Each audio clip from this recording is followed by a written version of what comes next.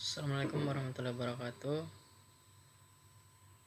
Hari ini saya akan mempresentasikan mata kuliah Manajemen Risiko MJ502 yang berjudul Penerapan Manajemen Risiko bagi Perusahaan Asuransi Syariah, Perusahaan Reasuransi, dan Perusahaan Reasuransi Syariah.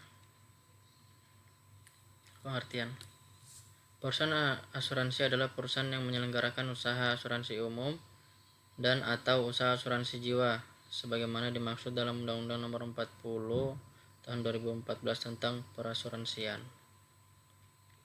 Perusahaan asuransi umum adalah perusahaan yang menyelenggarakan usaha asuransi umum atau usaha asuransi umum syariah sebagaimana dimaksud dalam Undang-Undang Nomor 40 Tahun 2014 tentang perasuransian. Perusahaan asuransi jiwa adalah perusahaan yang menyelenggarakan usaha asuransi jiwa atau usaha asuransi jiwa syariah sebagaimana dimaksud dalam Undang-Undang Nomor 40 Tahun 2014 tentang perasuransian. Abstrak: asuransi berawal dari adanya keinginan manusia untuk mengalihkan segala macam risiko yang mungkin akan terjadi padanya di masa yang akan mendatang. Dengan dialihkannya risiko yang ada tersebut, maka terjadi perjanjian antara kedua belah pihak. Pihak yang ada di dalam asuransi ini adalah tertanggung, yaitu pemegang polis, dan penanggung adalah pihak asuransi. Dalam pasal 246 Kitab Undang-Undang Hukum Dagang dijelaskan bahwa asuransi pada umumnya adalah suatu perjanjian dalam mana pihak yang menjamin berjanji terhadap pihak yang dijamin untuk menerima sejumlah uang premi pengganti kerugian yang mungkin diderita oleh yang dijamin selaku akibat dari suatu peristiwa yang belum tentu terjadi. Di dalam asuransi dikenal adanya klaim asuransi. Klaim asuransi adalah sebuah permintaan resmi kepada perusahaan untuk memintanya pembayaran berdasarkan ketentuan polis asuransi. Adanya hak dan kewajiban tersebut, maka diperlukannya perlindungan hukum kepada tertanggung dan penanggung. Pendahuluan: dalam setiap langkah kehidupan kita selalu berusaha untuk memprediksi apa yang akan terjadi kemudian. Namun seringkali kita dihadapkan pada suatu kondisi ketidakpastian atas kebenaran dari apa yang kita prediksikan. Manusia memiliki keterbatasan untuk mengetahui secara pasti apa yang akan terjadi 1 tahun kemudian, 1 bulan kemudian, bahkan 1 detik kemudian pun manusia tidak dapat memastikannya. Kepastian baru datang setelah kejadian, atau hanya Tuhan yang tahu sebelumnya. Manusia hanya dapat berusaha, berharap, dan berdoa agar apa yang terjadi kemudian akan selalu baik baginya. Namun sayang sekali karena tidak semua yang kita harapkan baik akan selalu baik sesuai dengan harapan. Kita hidup di dalam dunia yang penuh risiko. Risiko dapat terjadi sewaktu-waktu tanpa dapat diprediksi. Ada berbagai macam risiko, antara lain risiko hilangnya mobil, risiko kematian, risiko sakit kritis, risiko gagal melanjutkan pendidikan, risiko kecelakaan akibat terjatuh dari motor, kebakaran, atau rumah kebanjiran, dan masih banyak macam risiko lainnya. Risiko pada umumnya membuat bayangan yang menakutkan, tidak mengenakan, dan kondisi tidak nyaman karena apabila terjadi akan menimbulkan kerugian. Mekanisme mengalihkan risiko yang paling lazim dilakukan adalah dengan cara berasuransi. Pihak yang mengalihkan risiko atau tertanggung membayar premi kepada perusahaan asuransi yang menerima risiko atau penanggung. Membayar premi merupakan kewajiban yang harus dipenuhi tertanggung sebagai bukti pengalihan risiko dari tertanggung kepada penanggung. Maka penanggung mengeluarkan surat kontrak perjanjian yang disebut polis asuransi. Jika terjadi kerugian akibat risiko, maka penanggung akan memberikan ganti rugi yang besarnya telah ditentukan dalam polis asuransi. Sini pembahasan materi ada 4. Yang pertama, pedoman umum. Pedoman umum. Struktur organisasi manajemen risiko harus disesuaikan dengan ukuran dan kompleksitas usaha perusahaan. Yang bagian B, struktur organisasi manajemen risiko juga mempertimbangkan risiko yang relevan dan melekat pada setiap kegiatan usaha perusahaan. Yang bagian C, struktur organisasi manajemen risiko harus tetap mengikuti praktik tata kelola perusahaan yang baik, sebagaimana telah diatur dalam peraturan otoritas jasa keuangan mengenai tata kelola perusahaan. Yang kedua yaitu struktur organisasi komite manajemen risiko. Yang bagian A, keanggotaan komite manajemen risiko. Yang pertama, komite manajemen risiko bersifat non-struktural, yang anggotanya merupakan bagian dari struktur yang terdapat dalam perusahaan. Yang kedua, anggota komite manajemen risiko atau risk management commit dapat bersifat tetap dan tidak tetap. Anggota tetap adalah direksi dan pejabat eksekutif yang ditunjuk untuk menjadi anggota komite manajemen risiko secara permanen untuk jangka waktu tertentu, seperti anggota direksi dan pejabat eksekutif yang membawakan fungsi kepatuhan atau fungsi manajemen risiko.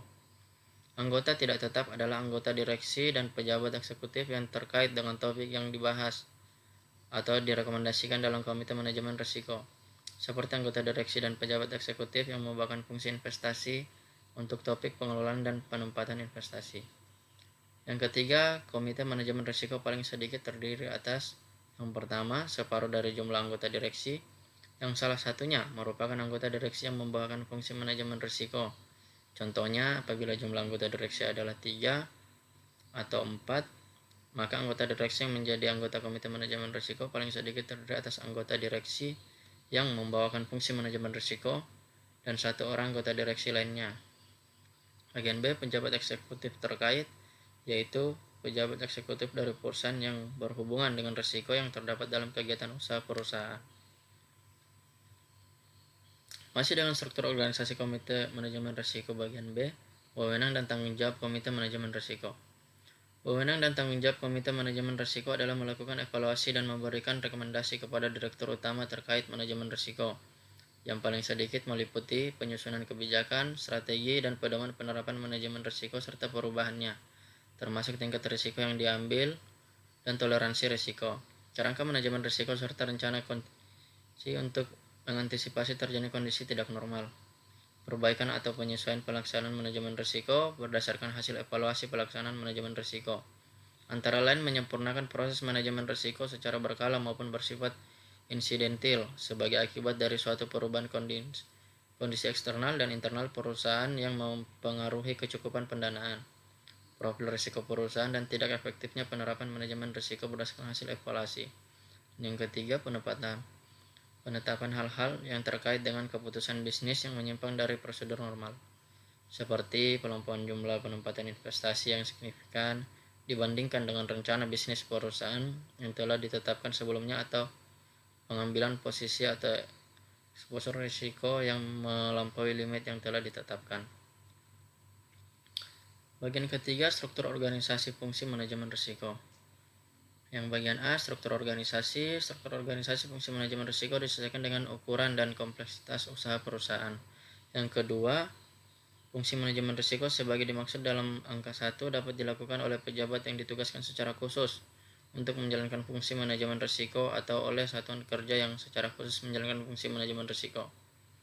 Bagian B, independensi fungsi manajemen risiko. Yang pertama, fungsi manajemen risiko harus independen terhadap fungsi bisnis dan operasional dan terhadap fungsi pengendalian internal agar tercipta 3 jenjang pertahanan dan perusahaan dalam rangka pengelola risiko. Yang kedua, penerapan manajemen risiko dengan prinsip 3 jenjang pertahanan dalam perusahaan dalam rangka pengelola risiko, yaitu jenjang pertama yaitu fungsi bisnis dan operasional, jenjang kedua yaitu fungsi manajemen risiko, dan jenjang ketiga yaitu fungsi pengendalian internal dan dilaksanakan oleh fungsi audit internal.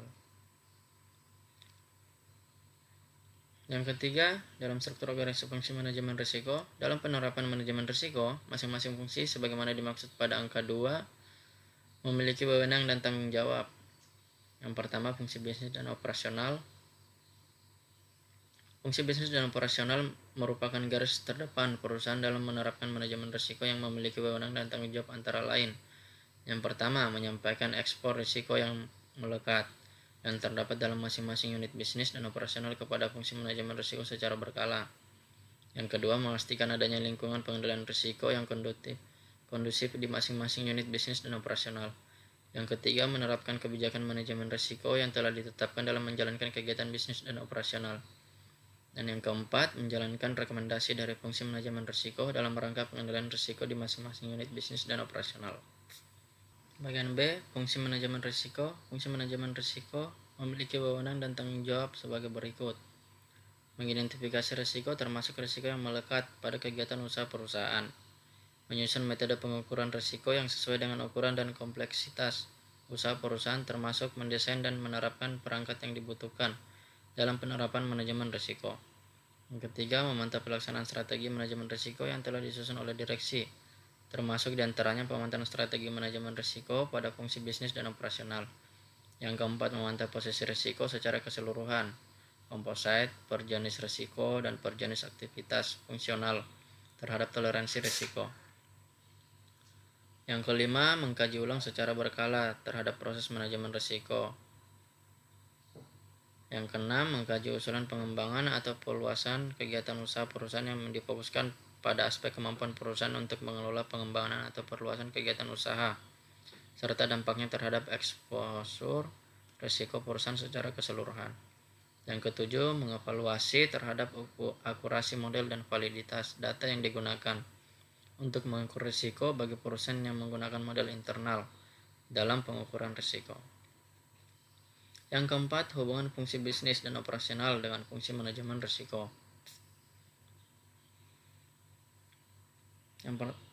Bagian A, penyampaian informasi.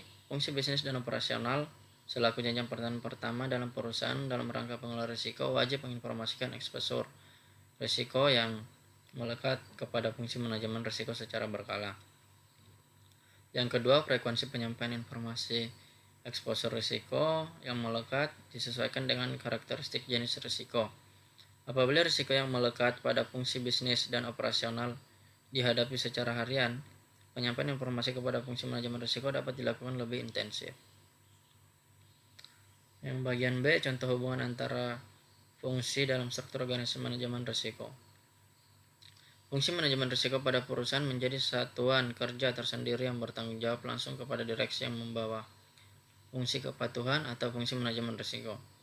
Ruang lingkup manajemen risiko yang menjadi fokus utama adalah terkait aktivitas pengelolaan investasi, sehingga anggota komite manajemen risiko adalah direksi yang membawakan fungsi manajemen risiko. Anggota direksi yang membawakan fungsi investasi ke satuan kerja manajemen risiko, kepala satuan kerja audit internal, dan kepala satuan kerja yang membawakan fungsi investasi. Oke, sekian dari saya. Dan saya akhiri. Assalamualaikum warahmatullahi wabarakatuh.